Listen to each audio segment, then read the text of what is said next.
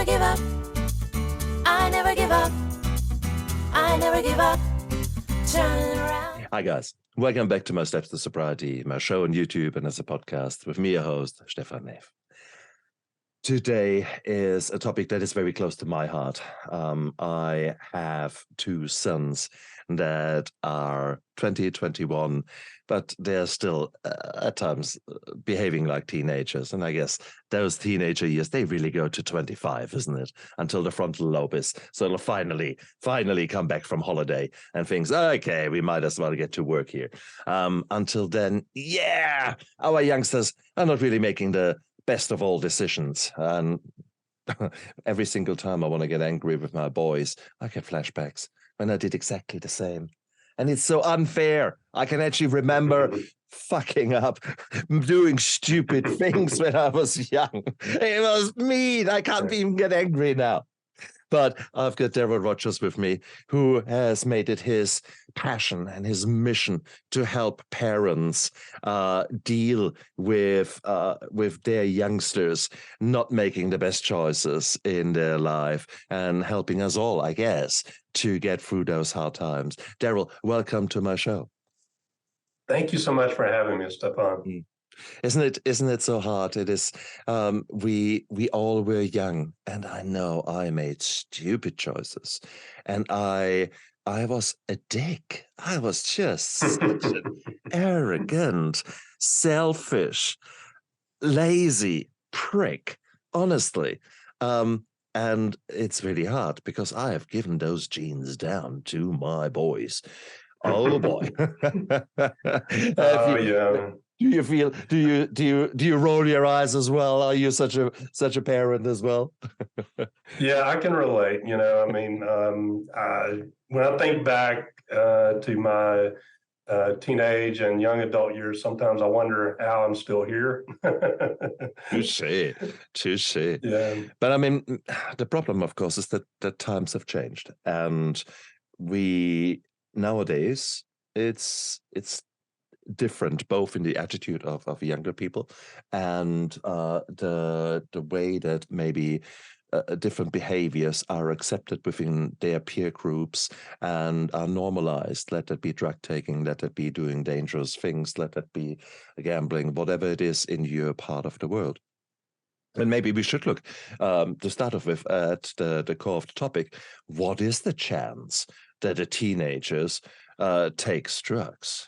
Because my child, she's ever so nice. She's so well behaved. No, my child will never do that. What kind of figures have you got in your mind when it comes to drug taking behavior in teenagers?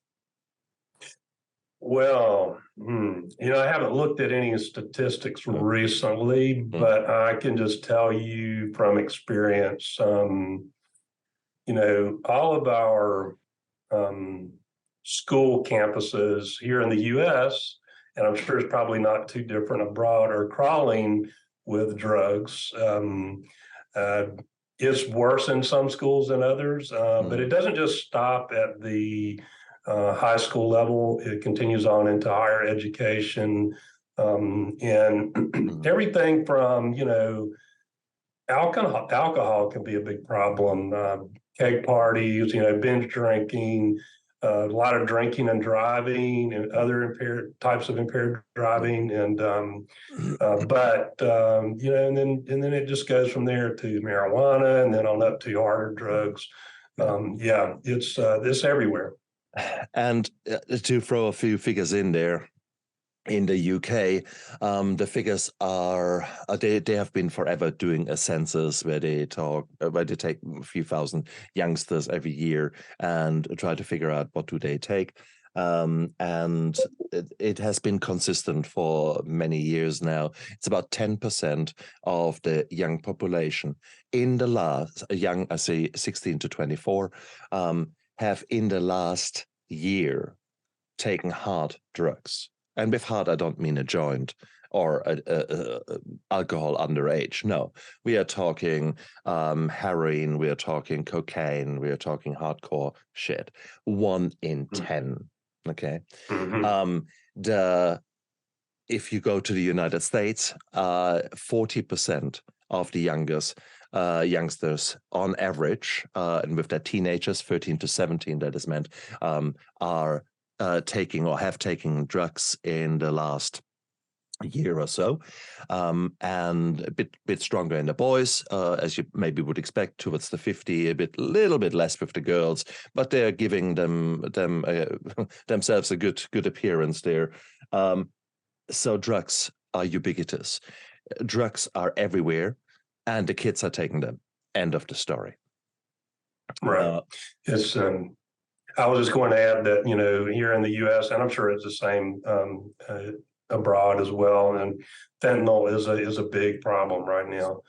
It's everywhere. It seems to be one of the biggest issues we have because it does end up in other drugs, or people are sold other types of substances, and a lot of times there's fentanyl in it, and so we're having a lot of overdose deaths related to the fentanyl now.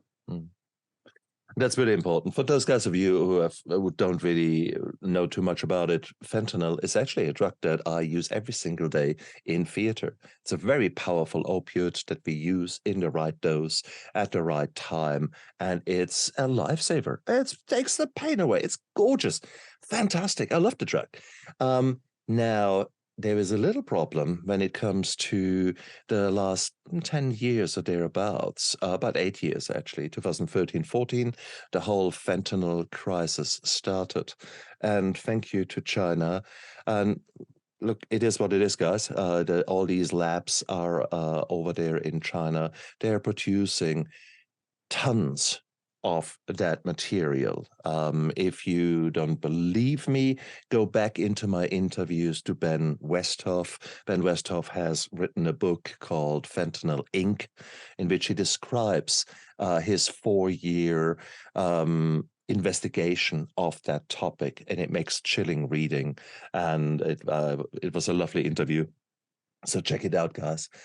In a nutshell, people making some nasty chemicals, and that is fentanyl or carfentanil or whatever analog there is. They constantly change them because if you add a little compound here and there and everywhere, then it is no longer fentanyl that someone might have made illegal, but carfentanil, which the Chinese don't care about, or, so there's always that kind of new development.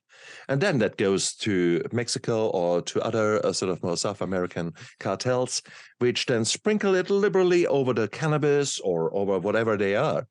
And then suddenly you have got a situation where some of the cannabis has got a little bit of an extra kick, and some other parts of that same cannabis kind of thing is absolutely lethal, because it is such an overdose thing. And that's why you've had last year in the United States, 100,000 opioid deaths alone. So that's the background to what Daryl has been talking here. So sorry for taking away some of your airtime here, but I wanted to actually, for so many people out there, they have no clue what was actually going on in the last 8 years, really. 2013-14, it sort of started with the rave scene, and since then it has exploded. And why is that? Well, it's very easy, because it's much easier to hide a kilogram of fentanyl compared with, I don't know, the equivalent in cocaine, which is much larger. So therefore, it's so much easier for people to kill other people. Yay. Right. So it's brutal. So we're facing all that. So dear parents, when you think, well, I've taken drugs, there's a beautiful a New Zealand DJ made the joke one morning on air, and he said, when I was young, there was killer weed, but nowadays they smoke weed killer. And that actually says a lot. So, guys, when you're talking about drug-taking behavior of your children, that is a very, very, very different, because the shit that they're getting compared with what you guys have been up to. So if you have got a very relaxed attitude towards drugs, because maybe in your younger years, you actually had a pleasant experience with drugs. As we need to talk. So that is just setting the scene with regards to the drugs that are nowadays available out there. But you don't wake up one day, Daryl, and say, hey, you know what? I think I will change my life. I think I will actually focus on drugs in our society. No one did that Right. ever. Unfortunately, Right. there's always a story behind our transformation, our motivation. Tell us a bit about your story. Okay, before I get into it, I would just like to add something to what you were just saying, that I think that peer pressure has a lot to do with it. So for those parents out there who are listening to this and they think, oh, that'll never happen to my child, they're so well behaved and I've taught them right and all of that.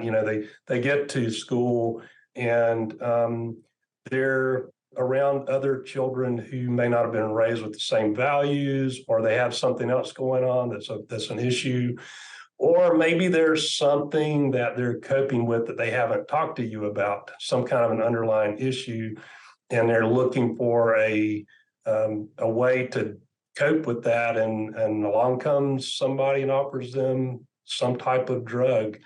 And it doesn't take much, for them to get started and to fall in with that group. Particularly, I see a lot of young people who are struggling with self-esteem issues, lack of confidence, and that leads, from my experience, kids to they're more susceptible to the peer pressure because they're looking to be accepted by their peers. They want to feel accepted or part of a group. And I think that a lot of times leads to drug experimentation. And some people are going to be more susceptible to addiction than others. Some people can experiment a little here or there, depending on the substance and the power of the substance, and not really come away with an addiction. But other people will, the first time they're hooked. Getting into my story, it really involves. I've been married since 1990 to my wife Kim, and we raised two boys, Justin and Chase. They're 7 years apart, and both of them Eagle Scouts. Both of them really good kids, both athletes, great kids growing up. And Chase, the older of the two, is really what the story is all about. Chase was quite a character. He was diagnosed early on with ADD, ADHD, and I find that to be very common when I talk to parents who have a child who's struggling with an addiction problem, that their child has been diagnosed. It's one of the first things I asked, just out of curiosity. It seems like 9 times out of 10 there is an ADD, ADHD. What's the word I'm looking for here? Diagnosis in there somewhere. And, and there's a whole spectrum there, right? And it's hard for me to nail down what the correlation is. Is it the drugs that they're given to cope with that? Is it the medication that they're given that leads into it? Is it the part of the, people who are ADD, ADHD tend to be impulsive? That plays into it. So there are a lot of different factors there. But Chase just, he had this motor that never shut off. It seemed like he just was going all the time, full blast, and very shy, quiet, easygoing, laid back. But he would open up one-on-one with people and in small groups when he felt comfortable with people, and just class clown kind of kid, and very athletic, small but fast, and great hand-eye coordination. But really in the 10th grade, about the middle of the 10th grade, Chase began to, he'd never been a stellar student, but he never had any trouble passing any of his classes. And he was about a C plus student. Just most of his ADD issues were lack of focus, just focus issues in the classroom. And, he, like I said, good kid, never got in any trouble. But then in about the middle of the 10th grade, all of a sudden he was failing Spanish. And some of his other grades I noticed were he was struggling a little bit there, and was beginning to become a bit rebellious at home, and was getting into a little bit of trouble, nothing real serious, just a couple of little things here and there, skirmishes. And I became concerned about him, and I have a military background. So I had talked to Chase. I caught him in a few lies also, and he had never lied to me about anything that I could ever tell. I mean, he would tell the truth when he was a kid, even if he knew it was going to get him in trouble. He was just honest like that. But now all of a sudden he was lying to me, and I caught him in lies. I'm like, where's all of this coming from? And with my military background, I was thinking about his situation with the ADD and his recent behavior, how it was deteriorating. And I thought, you know what, I think a military school might be a good option for him. So, he wasn't excited about the idea. And if he were here to tell his side of the story, he would say, Dad made me go to that military school and I didn't want to go to it. But if he had pushed back a little bit and said, no, I don't really want to go there, I would have said, okay, but he seemed like he had bought into it somewhat. And honestly, I think, really, I didn't realize, but I was pushing him into that. I didn't realize it at the time. He was just so easygoing and wanted to please Dad that he just let me, kind of push him, kind of nudge him in the direction I felt like he should go. And so he went there. He still got into a little trouble, girl trouble. There was an all-girls school less than a mile from that all boys military school, right? And it was a boarding school, and all these rich girls went to school there. And sure enough, he met one on Facebook, and he and a few other kids had put this plan together to go over there. And one night, and he was the mastermind. Good at him. Good at him. Hey, this is. And she's the girl. She was a really cute girl. We love her to death, But anyway, he did get through there. He had an amazing senior year of football. He playing football there, and got his grades up. And there was a college. He wasn't big enough to be a D1, Division I college athlete prospect, but he was it was a good enough athlete that Division II type schools were looking at him. And there was a school in Illinois that offered him some scholarship money, not a full ride. They offered him some money to come to school there and play football for them. And he accepted that offer. We looked at a few other schools, but that was the only one that really offered any scholarship money. And so he felt like they wanted him there. So he headed off to school. And it wasn't long after he arrived there that Chase began to hang out with people who were abusing drugs and alcohol. Now, did his drug experimentation start back in the 10th grade when he was having issues? I suspect it probably did, but he told his mother, my wife, that he didn't experiment with anything until he got to military school. So I don't really know, exactly where he started, but when he got to college, man, first time he had been away from home and not under any kind of really tight supervision.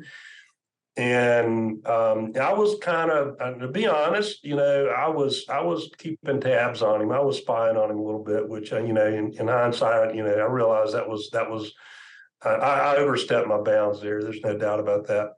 But I was just really concerned about him. I just had a sense he was headed in a bad direction. And pretty soon, after he got there, like I said, started hanging out with kind of a rough crowd, and he started off with alcohol and marijuana, and then he went to other drugs. He was experimenting with Molly. I don't know what else and most people think, oh, Molly's not that big of a deal, but I have a friend whose daughter went, Molly, ecstasy, MDMA. She was in college, sophomore year. She went to a music festival one weekend, and everybody was passing around Molly, and she took Molly and she died. So, I don't know what else might have been in that pill, but that's exactly it. That's exactly what led Ben Westhoff to write Fentanyl Inc. Because he was a reporter at a rave scene, and suddenly kids were started to die, and that's exactly what we discussed earlier on, the adulteration, the mixing of shit into drugs that in their own right might not necessarily be so lethal. But the moment you start mixing things into that, oh boy.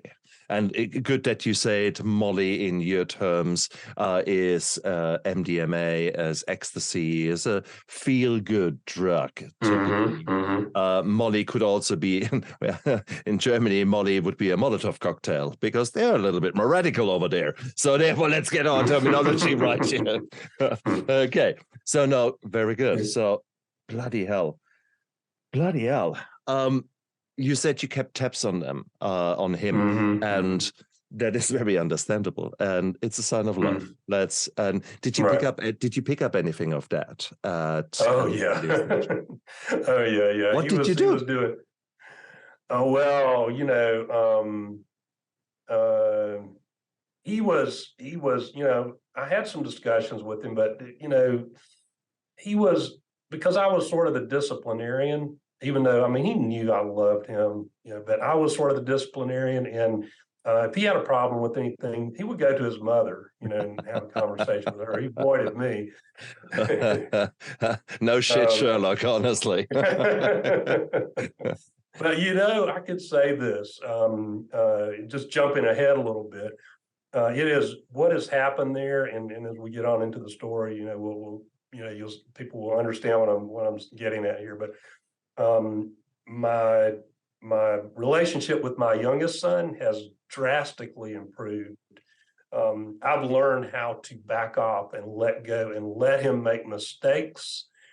And it went from me trying to prevent him from making mistakes, and from me lecturing and telling him what to do and him pushing back, to now he picks up the phone and calls me. Good. And says, "Hey, Dad, what do you think about this? What do you think about that?" And that's the way you want it to be with your teenagers and your particularly your young adult children. You want them calling you and asking you for advice, and that's it really gives you a good feeling when that happens. So we have a really, really good relationship now. We enjoy spending time together and doing, not that we ever had a bad relationship, but it's so much better, and we're so much closer than we were. Anyway, let me put it like that. Probably you have gone through a transformation that is as clear as day and night. And I think that the new you, that the Daryl today is very different from the Daryl that was 10, 15 years ago. Most definitely. And we all have got the privilege of choice.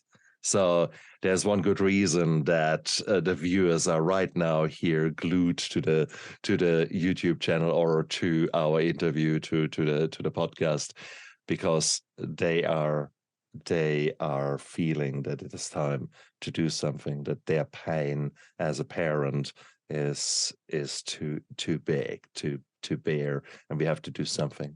So there you go. Bloody hell. So there you are, military. May I ask which rank you had achieved?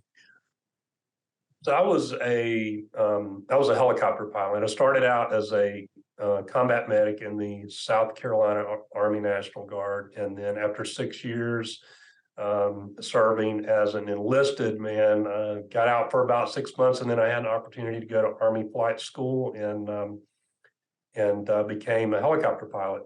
Never deployed. Real close with Desert Storm, but that one was over so quickly.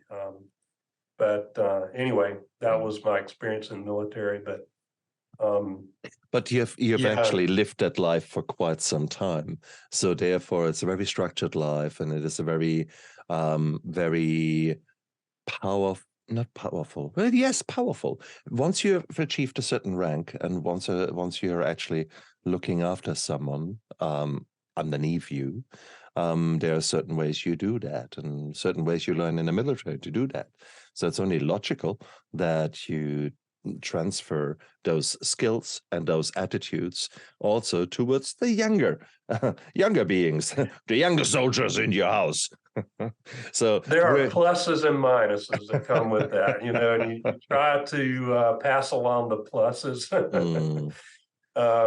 My brother, and my father both served. Also, my brother served as a helicopter pilot in Vietnam, as an Army helicopter pilot, and my father served in the Navy in World War II. So,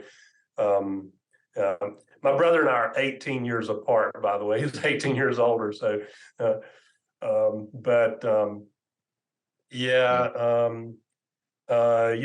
to Chase's story, he dropped out.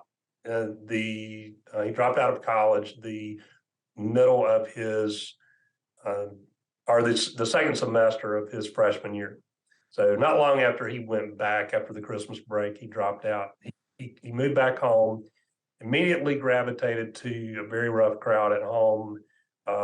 Was not trying to do anything to improve himself. Was not, offered, hey, let me help you. I'll pay if you want to go and learn a trade at a community college, or, there's the military. And, I was just trying to lay out all the options for him, and he wasn't interested in anything. And he was staying out late. Sometimes he would be gone 2 or 3 days at a time, wouldn't communicate with us. And my wife said, look, you're an adult now. You're not going to school. You need to try to do something. But here's the deal. If you're going to live with us, one of the ground rules is you have to, if you're going to be gone somewhere overnight, you have to at least communicate with us and give us some idea of when we can expect you home and where you are. And he wouldn't do that. And so, he'd been gone for several days and had not communicated. And we try to call and text, and we get no response. And I knew what was going on, but, I couldn't really talk to him about it. And so he pulled that stunt one day. He'd been gone about 3 days with no communication. He showed up at the front door. One of his friends had their car was out on the curb running, they dropped him off. And he came to the front door, and I wouldn't let him in because I felt like to let him in at that point would be to continue to enable his self-destructive behavior. And, I questioned myself whether it was the right thing to do or not, but I just felt in my heart it was the right thing to do. And it was very difficult to watch him get back in that car and ride away with his friend, not knowing if I would ever see him again or not. And I kept up with him on social media. He would post pictures. He was losing weight rapidly. He wasn't very big to begin with, especially for a football player. He was only like 5'10", 5'11", 5'10", 160 pounds, 155 pounds. And, but now he's this rail thin, pale, glassy eyed. Some of the pictures he would post, it would look like, he was with his friends in a hotel room. They're all strung out on drugs. That was the appearance. That was the impression I got. And I was very concerned about him. And so I was just racking my brain. What am I going to do? He's going to end up in jail or dead soon if I don't do something. And the word intervention popped into my head. And I didn't know anything about interventions. I didn't know anything about addiction because I had not experienced that before in my family. And so this was all just blindsiding me. And I had just surfing channels. I had come across this TV show Intervention a few times, and I never really watched enough of it to really know much about it, but I got the idea. I got the gist of it. So I began to do Google searches for interventions, and I ran across a company, I looked at several different ones, and I ran across one company, and I called them and asked them and if they would do an intervention for Chase. And I ended up hiring them, and they sent a gentleman to our house to do an intervention for Chase. And I didn't even know where Chase was. He's on the interventionist is on the airplane making his way to our home in North Carolina. and he was coming out of Chicago, and I didn't even know where Chase was, but he started quizzing me like, where are some of the normal hangouts? Where do you think he would go? And we started kind of brainstorming, and I went out to the mall and to the local mall and to the food court and walked in and walked right up to him. He was right there. I mean, I knew right where he would be. I just, the interventionist was really good with things like that, with helping me think through this kind of things. But I walked right up to him and started talking to him and said, hey, your mom misses you. And again, a lot of this was coaching from the interventionist. Your mom misses you. She loves you. Come home, take a shower, hang out for a little while, no pressure. You can come and go as you please. Just come on back and say hello to mom, get something to eat, get a hot shower, Mm. And, we got the team together, the intervention team, and he showed up before we were ready and was back out the door really quickly. But then he came back a little bit later, I think it was the next day, and caught me off guard. And while he's taking a shower, I'm texting all of the people on the intervention team, get over here, and so everybody showed up, and we had the intervention, and the interventionist was really masterful at, the whole time we read our letters, and oh man, everybody was in tears. And the whole time he's just shaking his head. No, I'm not addicted. I don't have a drug problem. I'm not going to treatment. I don't need to go to treatment. And my wife, the interventionist, had assigned her the task of reading the bottom line letter, which was, if we're offering treatment, and if you refuse treatment, then you can't stay here anymore, and we're not going to help you until you're ready to accept treatment. And she's praying, oh God, please don't let me have to read this letter. I do not want to have to read this letter. And so the guy just kept on until he knew better than any used car salesman you've ever seen in your life. He finally got Chase to say, yeah, okay, I'll go to treatment. And Wow. but he said, but I want my car. Well, I had a car that my mother had left, handwritten note that the car belonged to my dad, but my mother left this handwritten note that Chase was to get the car. And my brother, having power of attorney, kind of seeing the handwriting on the wall with Chase, I guess, had signed the title over to me. So it was officially my automobile, but we had let Chase drive it some. But I had taken it away from him while, before he went to treatment. So he's using the car as a bargaining chip. I don't want the car. I want the car. I want the car. So we had to agree that he would get the car if he went to treatment. And his whole idea was, I'm going to treatment, they're going to drug test me, and they're going to find out I'm just fine, and I'm coming back and I'm getting my car, and this is over with. And so he goes to pack his bags, and the interventionist says, hey, follow him back there. So I follow him to his room, and he's packing his bags. And I noticed it looked like he was kind of hunched over, and he was writing something. He was writing a phone number on his arm. He was, he'd been communicating via text message or something with one of his friends. So he goes to the bathroom, and I'm thinking, well, I'm not following him into the bathroom, and he closes the door, and I hear the water turn on. And I knew as soon as I heard the water turn on, I reached for the doorknob, and the door is locked, and he had gone out the window. So I come back out, and one of my best friends is sitting there, and his job, as assigned by the interventionist, was if Chase bolted, he was to go after him. So my friend takes off running, and I'm like, wait, we don't even know what direction he went or anything. So he and I rode around looking for Chase. And in the meantime, he called back and said, okay, I'm ready to go to treatment now. But you definitely have to give me my car, And so he goes to treatment, and he was in treatment, 30 days. And it was a program that the interventionist had directed us to. He was in treatment 30 days in South Florida. And he went from that into a halfway house. And a lot of the halfway houses, I mean, some of it was just Chase, but some of them were not very well managed. And he bounced around to a number of different halfway houses, spent a total of about 9 months in Florida, and managed to get himself kicked out of this last halfway house he was in. And so I drove down, and there's a whole other side story behind that, but I drove down and picked him up, and he moved back in. Well, I know now that was a mistake. I should have never let him move back in with us.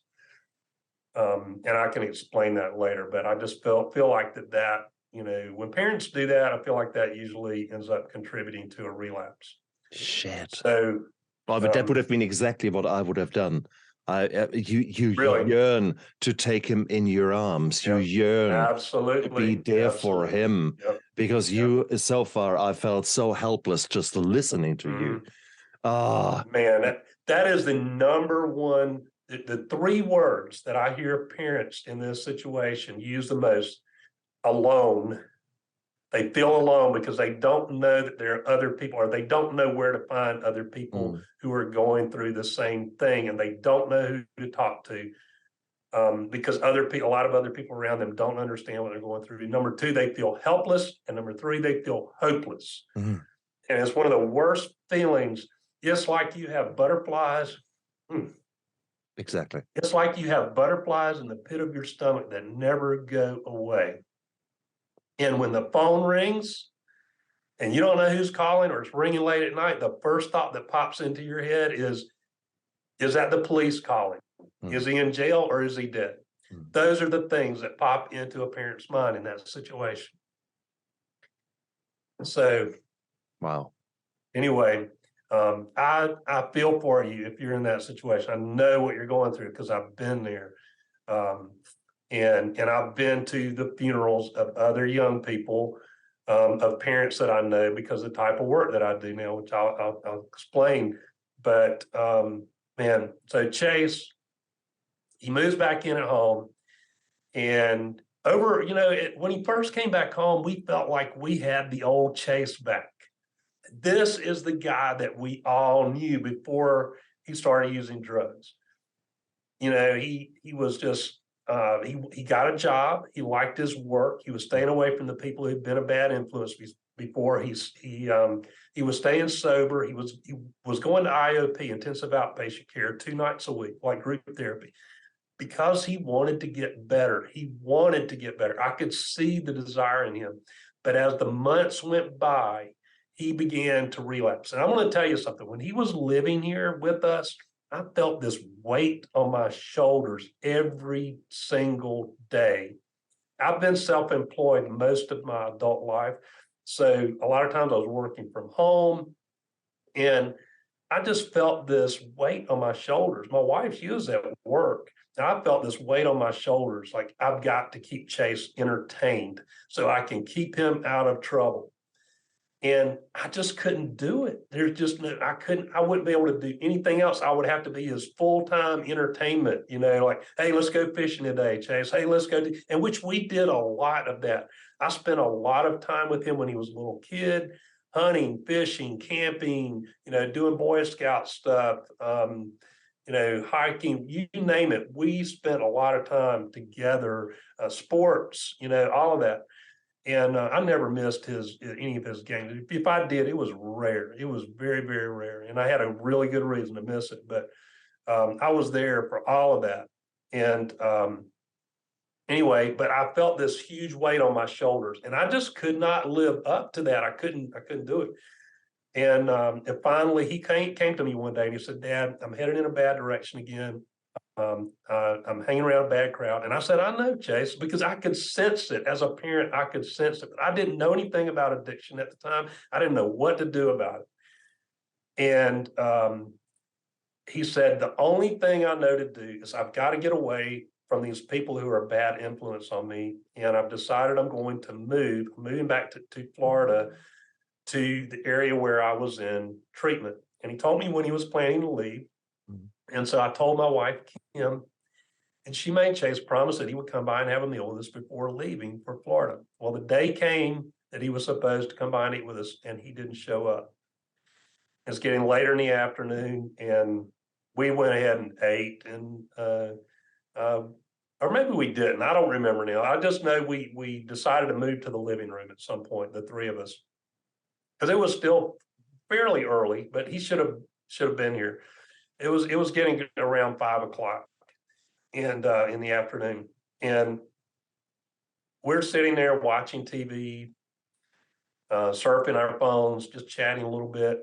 And I had a phone call from one of my friends. I didn't want to disturb Kim and Justin with my phone conversation. So I went outside. Nice day out, May 29th, 2014. Beautiful day. And I'm in my front yard on the cell phone with my friend. And a police cruiser pulled up to the curb in front of our house. And the officer got out of his car. Chase had never been any kind of trouble with the law before, but I knew he was headed in a bad direction, right? And so this officer's coming up my driveway. I've noticed he had a clipboard in his hand.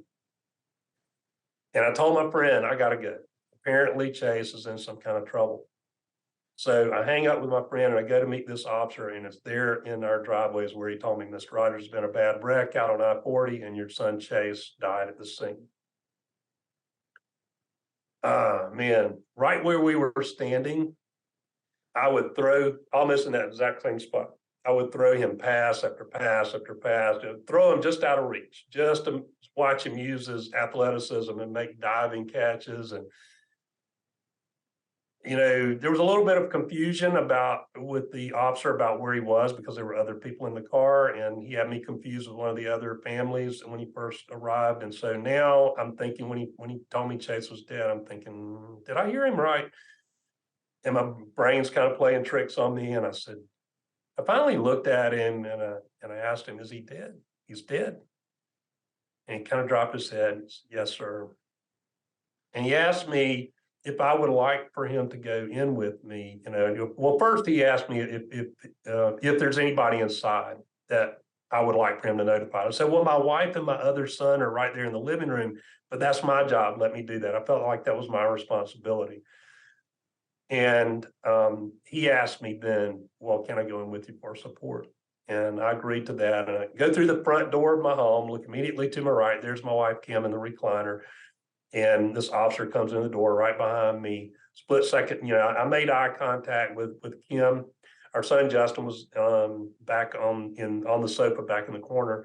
And a split second later, this officer comes in behind me right after I made eye contact with Kim. And I can see the expression on her face change to one of terror as soon as she saw this officer come in the door, because she knew whatever I was going to say wasn't going to be good. And I just had to come out and tell her, honey, there's been a bad wreck and Chase is dead. And of course, we all cried for a long time. It took a while to get settled down. And then we began to ask the officer questions about what had happened. He didn't have a lot of answers that day. We heard a rumor, I'm pretty sure that it's accurate, that there was a big going away party the night before.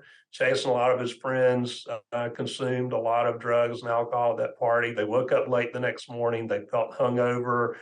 And so they decided, hey, let's go to the park and smoke some marijuana to help with our nausea. Then they got into the car.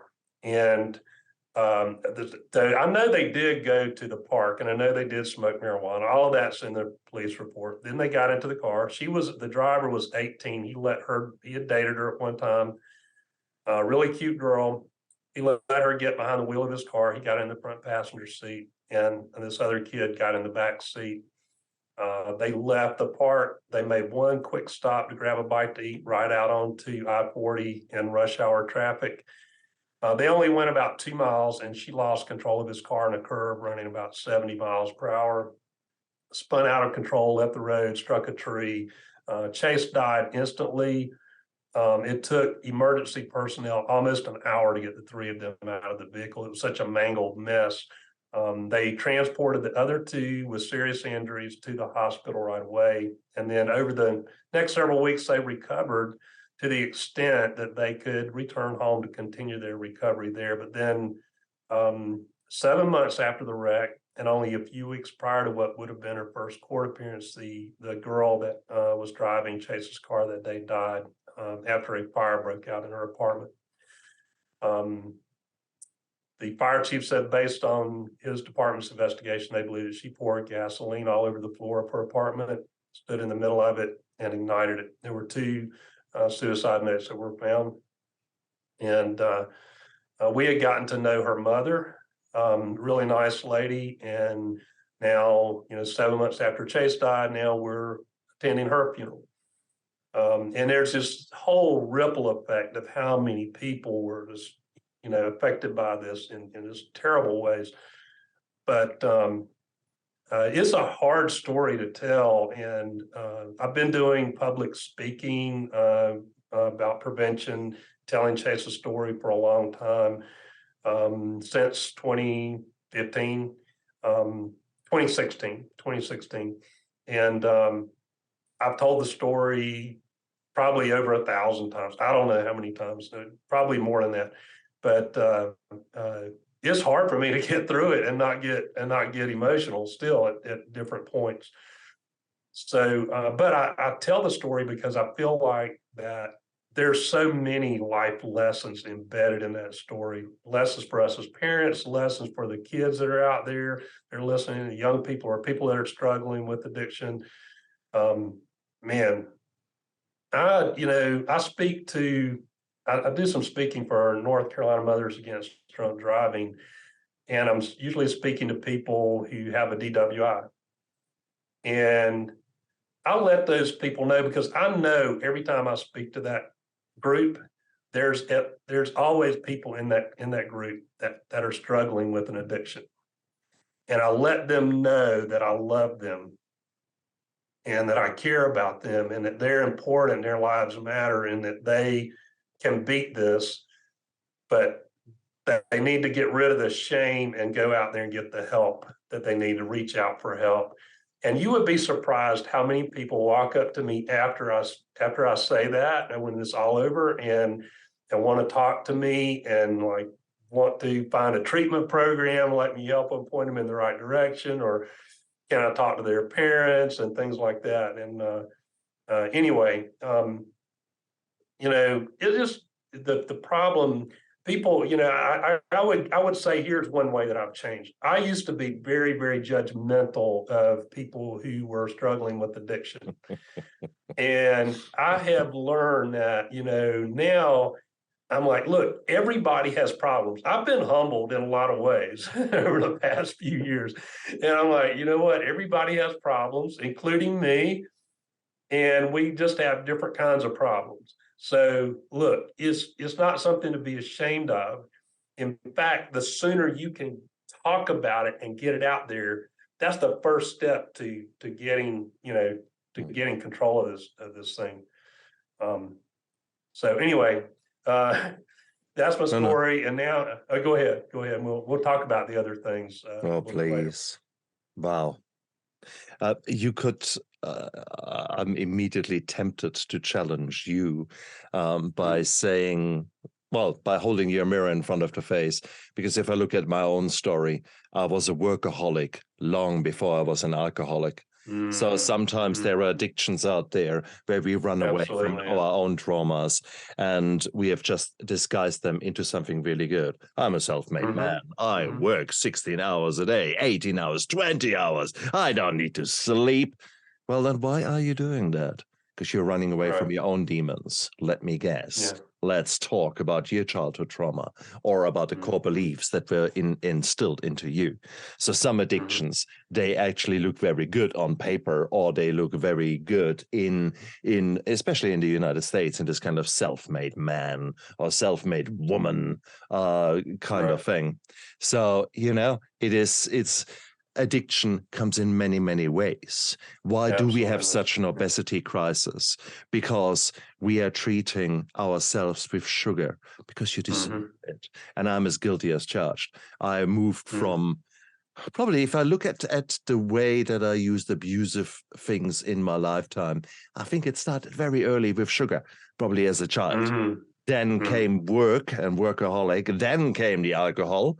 And then once I was in rehab, unfortunately, my rehab was accepting that sugar is the lesser evil. So there was always chocolate around. There was always that. And probably for a year afterwards, I ate these gummy snakes. I ate them by the packet. Man, I mean, bloody hell. We now know that sugar is basically as addictive as cocaine and more so. These are the realities. So when we talk addiction, we are talking not you injecting heroin.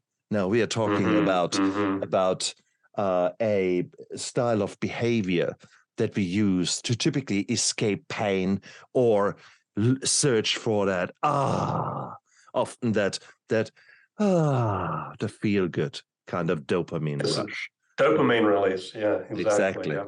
So therefore, I dare to say that most people, if we were to take a really good look at most people around us, you are bloody addicts. Okay. Oh yeah, yeah.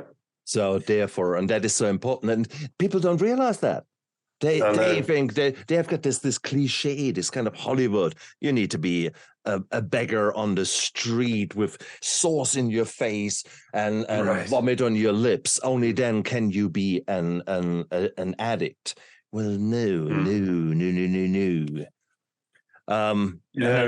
And I guess that's what you are doing. I mean, you are going out there. You are actually showing those different aspects. You are teaching others about addiction, and what you're doing is you're demystifying it. You're opening up minds, often with a bloody you need a sledgehammer for some minds, but sometimes just the story told in the right way at the right time. You don't need a sledgehammer because it just falls apart like a very breakable ceramic. It just bing. Suddenly there's a chink in the armor, and suddenly people begin to realize the truth that we all are susceptible to those kind of things. And yeah. Wow. I use 3 pair of shoes when I do this one talk for a prop. And I started out by talking about, I haven't walked a mile in your shoes. So I don't know what your life has been like. So it wouldn't be right. Wouldn't be fair. It wouldn't be right for me to judge you unfairly. By the same token, you've not walked a mile in my shoes. And those shoes, one is a pair of Chase's football cleats.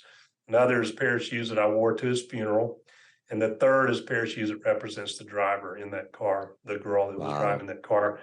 And I come back to the shoes at the end and I explain all of that. And it's a very effective way of breaking through, because I used to go give those talks and I could tell that you could just cut the tension with a knife in that room.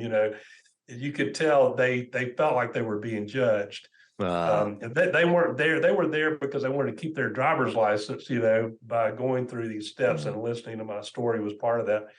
But I learned how to do that in men, and my whole attitude changed. And then I learned how to use that analogy and that prop, and man, it just broke down walls.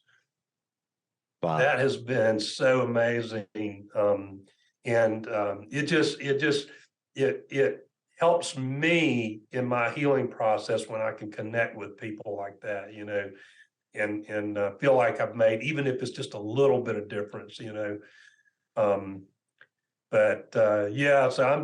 I started with a PAL group. Someone directed me to PAL a while back. I don't know if you've heard of PAL, but it's Parents of Addicted Loved Ones. It's a support group for parents with children who are addicted to drugs or alcohol. It's a nonprofit. So what I do there is volunteer work. But I've learned a lot from that experience. And so I got certified to be a family recovery coach to work with parents who have children who are addicted. And there's so many things that the parents can learn that will put the odds in their favor for a better outcome. There's never any guarantees in this when you're talking about drug addiction, because just like we were talking about earlier with the fentanyl, I mean, some of these drugs are so powerful now, and kids don't always know what they're getting. They think they're getting one type of pill or something, and it's laced with fentanyl. And absolutely, So there's no guarantees. ever. There's never any guarantees, but certainly there are things parents can do to put the odds in their favor. You know, an ounce of prevention is worth a pound of cure, but if they find themselves in these shoes with a child who is addicted to drugs or alcohol, then certainly there are steps they can take. And I find that most parents rescue and enable. And so it's a very common thing because we, you know, we're conditioned to, it's a parenting instinct to, when our kids are little, to protect them and rescue them to an extent, you know, and there's always a balance there that you have to strike. When you do too much for someone, you do more to harm them than to help them. When you do things for them that they could be and should be doing for themselves, then you're holding them back from the growth that they need to experience. And so it's a fine line, because what parents are scared of is like, oh, well, if I kick my kid out of the house, and I'm not saying they should do that. It's situational. This is something that's situational. They need a lot of guidance on, in my opinion. But if they come to that point where they go, well, I'm going to tell my kid they have to move out, you know, there's a lot of fear there that they have that if I do that, they're going to, if it's a girl, they may resort to prostitution, or they may overdose, or they may die in a wreck or some other type of drug-related incident. And then they feel like, I will never be able to forgive myself if that happens. I will blame myself. And so they're paralyzed by this fear of taking action, and it prevents them from sometimes taking the kinds of actions that they should take. And that's so hard, isn't it? It is. It's very difficult. Yeah. But the only way that I see is right to actually deal with such a scenario is by talking about it, and not talking about with your friend who might have no clue about addiction or about what you're going through, or depression, or all those kind of things. Or if they have got a clue, they might have never worked through their own trauma, and therefore they might have got a very unhealthy attitude towards you. So only because they're a good friend and maybe have given you really wise advice, let's say for an investment, etc., when it comes to mental health, I don't think so. So therefore, I think the key thing is you are so vulnerable and so much is at stake that I strongly, strongly advise any one of you out there who is in that situation, get help. Find people who have been in that same situation, and who are now willing to share their advice. And people like you, Daryl, there is, if we say that 40% of the youngsters have taken drugs, if we say that this is such a prevalent issue, therefore, guys, do you really think you're alone? Do you truly think that the lies that your mind tells you, that this is such a shame, such a disgust, you could never talk about it because you're the only one that ever happened to, do you really think that bullshit is true? No. If you look around your neighborhood, if you can look out of the window and if you see 10 different houses, I swear to you, probably half of them will have gone at any one stage through that, and maybe one or two of them are going right now, through the same shit, and they feel as alone and as helpless. Now, I'm not suggesting go around the neighborhood and knock on doors. That doesn't, these are not the people that you want to attract, but you actually want to find people who can help you, who can ask you the right questions so that your brain comes up with the right answer, because the answers are all there. Ultimately, we need the guidance.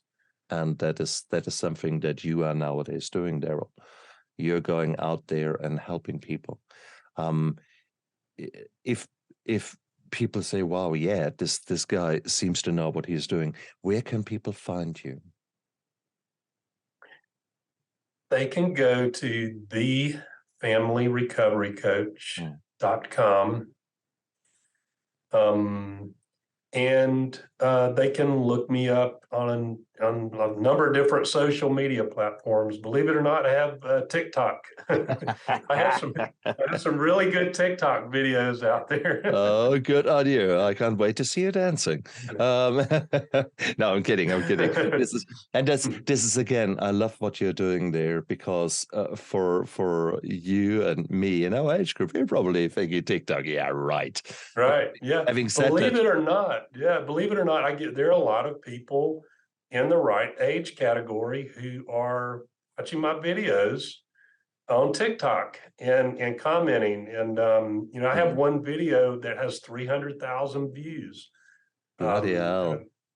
Close to 4,000 people following me on TikTok, and I haven't even done anything lately, and the thing's been up there less than 6 months. So I think it's about right. Yeah, Beautiful. but yeah, Darryl Rodgers, DarrylRodgers, and they can Google me, or they can go to different social media platforms and look and find me.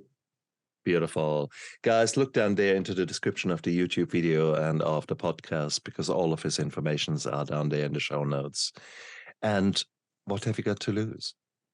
Please get in touch with Daryl, or ask around.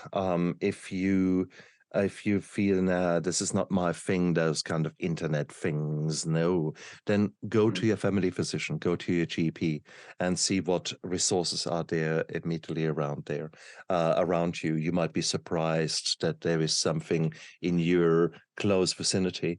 I was surprised. I had no idea about rehabilitation services around me, and in reality, 2.5 hours away, there was this most superb facility that helped me to get my shit sorted, and I owe them my life. Regrettably, that facility is no longer in action in the way it was then, and so that is a shame, but it was there for me when I needed it. And therefore, right now, there might be the solution to your problems, or at least the start of a new journey waiting for you immediately on your doorstep. You just don't know. So therefore, start being honest to yourself, which then allows you to be open and honest with others. There is no shame with that. It's normal. Right. It's absolutely normal that things don't work out as planned. It is not okay to keep your mouth shut, to whip yourself in a bloody frenzy and be full of shame and guilt, etc. No. Right now, you as a parent have got the power of choice. You can choose to put your big girls or boys' pants on and actually be open and honest and seek help, and out of the hopeless and helpless and alone might become a person who is growing stronger, who is addressing maybe your own demons and your own problems. Maybe you are actually part of the problem maybe you're part of the problem for your youngster. Maybe your type of education or your style of parenting might contribute to that, rightly or wrongly so. It doesn't matter. It always takes two to tango. So there is a chance for you to grow. There's a chance for you young human to recover, to grow, and it's beautiful. It is a journey waiting for you. So what right now looks like the absolute chaos might actually be the opportunity for your family to become stronger and become a true family, a real family who has gone through shit and is now living their lives to the fullest and tell the tale. So please, guys, you're not alone. There's so much help out there. Start looking, start dialing phone numbers, look around on the internet for the right groups and for the right help. And if you don't know where to start, down there, Darryl Rodgers, you've got all the information there. Daryl, I'm so grateful for you that you came onto my show. Thank you so much. If there was one message you could send back to the younger dad that you were, what would that be? I would say to create an environment that would be where my kids would feel more comfortable coming to me to talk to me about issues. So, I mean, you can be, doesn't mean you have to be soft as a parent and not, hold them to certain standards, but you need to make sure that they know that if they come to you with a problem, that you're not just going to come crashing down on them, that you're going to love on them and that you're going to try to understand what the problem is and help them through it. Beautiful. Beautiful. Daryl, thank you so much for all the work you're doing out there. You're truly a man who's making this world a better place. One interview, one speech, one intervention at a time. And that is so important because we all have the power to make this world a better place. Some of us have gone through the darkness. Therefore, we appreciate the light so much. And in turn, we become the light in the darkness of someone else. And that is the most beautiful legacy, I guess, you can leave on this earth to make a difference for others. So it was an honor to have you on my show, Daryl. Thank you so much. And it was a pleasure to be here. Thank you. You guys out there, look after yourself and live with passion. Bye. Bye-bye. I never give up. I never give up. I never give up. Turning around.